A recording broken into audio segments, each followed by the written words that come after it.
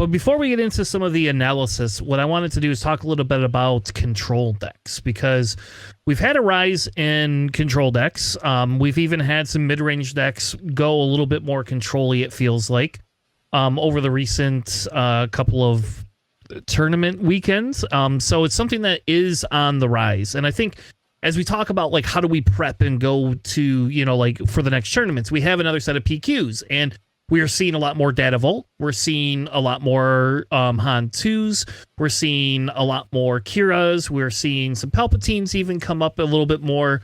Vader seems to even be, like, Vader 1 seems to be kind of on the rise. And then obviously there's Bosk Blue and Cad Bane's, right? And so, like, this weekend, Cad Bane Blue came in second in the tournament. And I thought, well, we're having a rise of control, so that benefits me as a Palpatine player. Like, I feel like swerving to Palpatine again for this PQ, just for the pure fact that, like, if that's what everybody's going to be running is, like, control type stuff, then I would rather have, like, a Palpatine deck, because it just feels like it just does better. But at the other side of things, if we're having all of this control, does that mean aggro is going to shift their, like, what they're doing? Alex, what do you think? I guess let's get into, like, let's talk a little bit about the control piece rising, and what do we think that is something, like, do we think that's going to be a continued piece in the meta?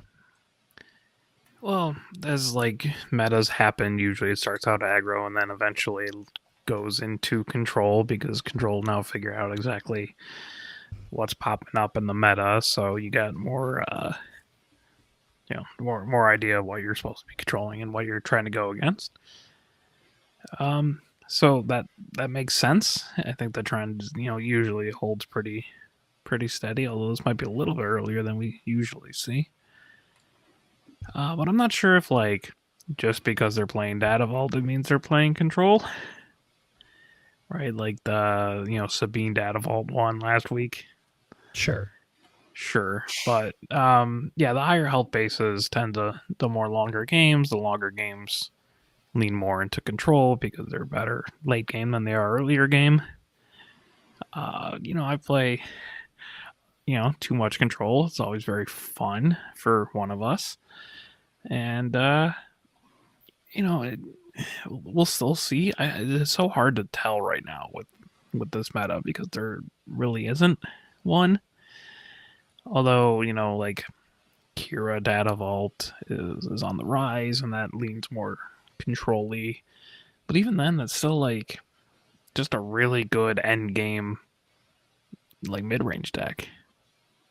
I mean, you play it far more than I do, Tanner, so am I, like, off in that, or is it, like, I don't does it lean towards soft control? It leans towards soft control. 90%. I know yours does. The typical ones do. Yes.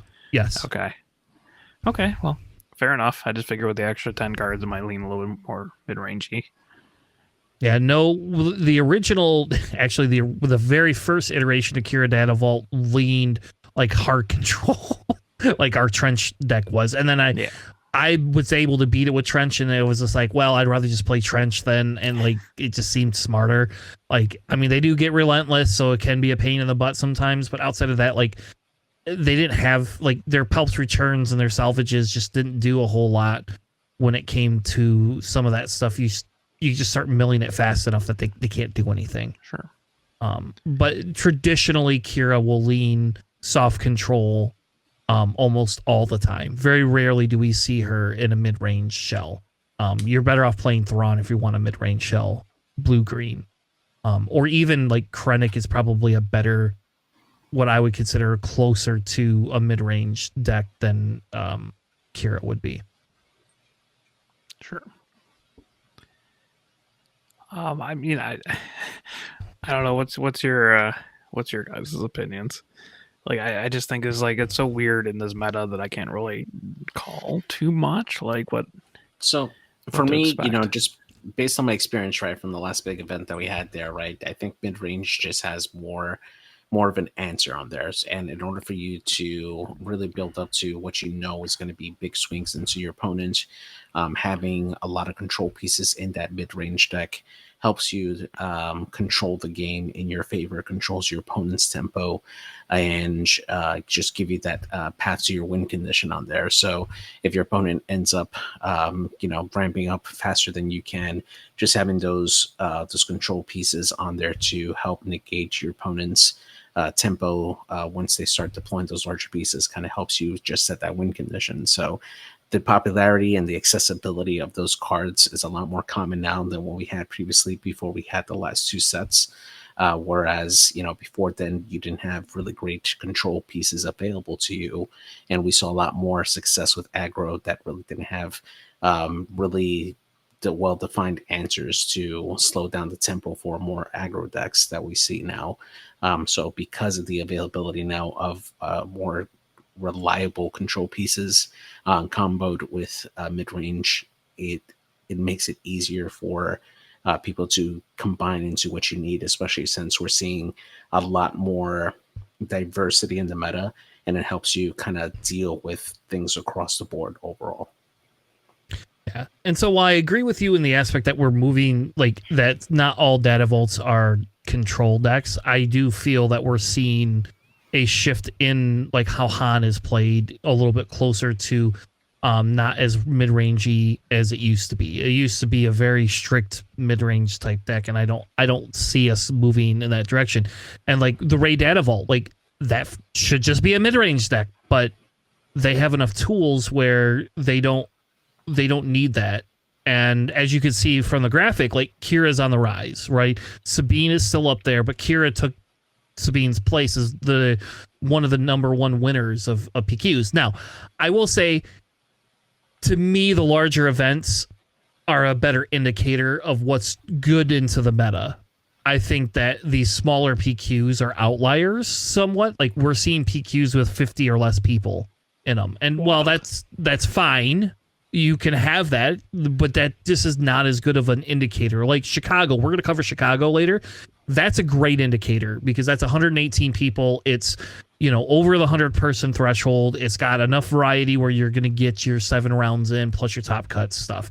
And I don't know. So like, I think that's the thing is like, if you build a deck that you're taking to a PQ that's smaller, you could probably get away with some of this control and being more of a control player. But if we're going to larger events that are over 100 or 150, right? Like you have to be able to plan for a little bit more. And that's where that's why I wanted to have the conversation, because like I would like to just play control all the time. And like if control is going to be a big thing, then why not just play Palpatine or Trench, right? Like let's just play hard control, and win. Like if the majority of the decks you're going to see are like mid-range and control, why not just play the best control decks you can? And like it's not Kira. That's not the best control deck. The best control deck is Palpatine. It beats Ray? Palpatine, hands down. like funny enough, Palpatine trounces Kira, or at least in my experience so far it has. I don't know. The other like top 8, if you look at it, Sabine is still up there, and Quinlan, but there's a pretty big disparity. All of a sudden, people are jumping on this Kira train, right? And in top 8s, you'll notice that 34 out of 35 Kiras are running Data Vault. Which is just crazy that like people just swung so far to that. And if you check out our segment from last week, we actually talk about Data Vault and the math behind it and why we probably should have been on Data Vault a little bit sooner than what we were, based on what we're seeing. I like seeing this Vader up here. Look at that, baby. That's an aggro deck, or a tempo deck. I guess I should say it's a tempo deck. That's what it truly is. But I don't know. What are your guys' thoughts? Like, is it like if you're going to so there we go. If you're going to a PQ next weekend, like what are you taking? We'll start with JJ. JJ, what are you taking if we're going to a PQ? Based on what we're seeing in the meta and stuff like that, what is your take? What would you be taking?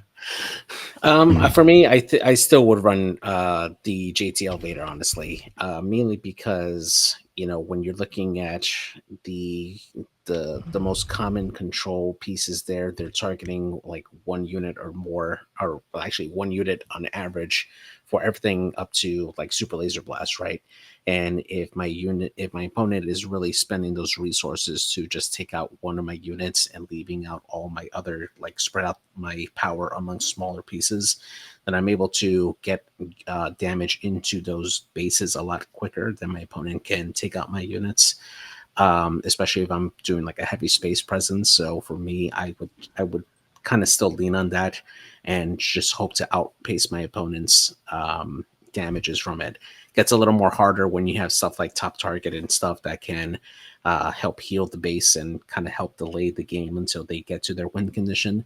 But I can still put the pressure on them for it. So as long as I can outpace my opponent and kind of spread out my forces, so that way I'm not relying on a single big attack from one unit, then I think I have a decent chance against that. All right, Alex, I'm going to ask you. You have to come up with an answer, baby. You don't get a choice. A nice thing about helping run a PQ is that I don't have to play in the PQ. I don't know. Judge. I have not. Yeah, I have not decided on things. It would, if I were to sit down and like grind out a game, I think aggro is still a little bit too prevalent, at least in Michigan, between like Sabine and like Kaz. I see a lot of locals, faders, even a little bit of Boba. That leans a little bit aggro-y sometimes. I think I respect that too much to go like trench hard control, right? I don't know. I'd have to maybe build up a red Palpatine deck, or I've been like messing around with either ECL Red Han or Data Vault Red Han, or my Ray deck, which really overperforms into the field. So maybe it's just like, I don't know, I bring Colossus Ray deck just to mess with people or something. I'm not 100% sure. I'd have to build something. I'm the kind of person that just like builds something. Or the Lake Country Han deck. That's really fun too. I might try that out. Fair enough. For me, if I was taking something for a PQ, I would probably lean back into the Vaders. I was a little worried Vader was something that was not going to be a thing, and like because people would tech so hard against it, and people don't seem to be teching against it. We also have a little bit of an evolution in the Vader to get rid of some of the stuff that people know. So they're now adding Bazine's a new thing. That's in there, and like I've always been running AT8 hauler, but now other people are as well. And Lurking TIE Phantoms just seem to be like I had pulled those out originally, and every game I played at Richmond, I sided those in. So like it just feels like those just are main deck cards. But I think there's a little bit more to the Vader nowadays than before. And like if I'm taking an aggro deck, I'm taking Vader. If I want a mid-range deck, I'm going Han, though. I think like Han has a better play into Rey. Which and Han? There's Han 1. There you go. Sorry. Okay. Han 1 is probably my pick if I was wanting to go mid-rangey, and I would play mostly a strict mid-range deck with maybe not a Casino Han style, but like closer to that type of a thing. And who knows, whatever, I could choose Data Vault. I don't know if like it meant like that's a whole different conversation, but I would be going with Han 1. And then for control, it's probably going to be Kira, but that's my bread and butter. I played Kira since set 2. So Kira's always been a big thing for me personally. No love for Palpatine. Yeah, the problem I have with Palp is if there's too much Kaz and Vader and Sabine, Palpatine just I just don't know if I could. I don't know if we're like your prediction is that we're gonna, especially Michigan, we're gonna see a little bit more aggro than we normally would. I did top 8 a PQ with Palp, and I could probably do it again if I can avoid a lot of the Sabines.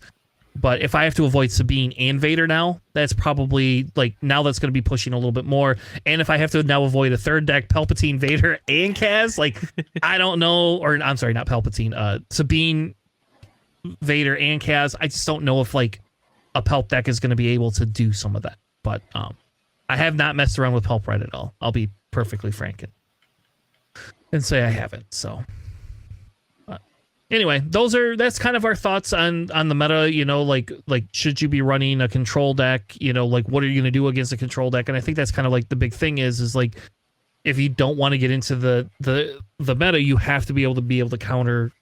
Like at minimum the Kiras of the world. Like that's a deck that's rising to popularity, and I don't know. Like it's funny because I feel comfortable playing Kira into a Kira meta personally. Like I could play a Kira mirror match and do decently well, but not everybody else can. Kira is not the easiest to play.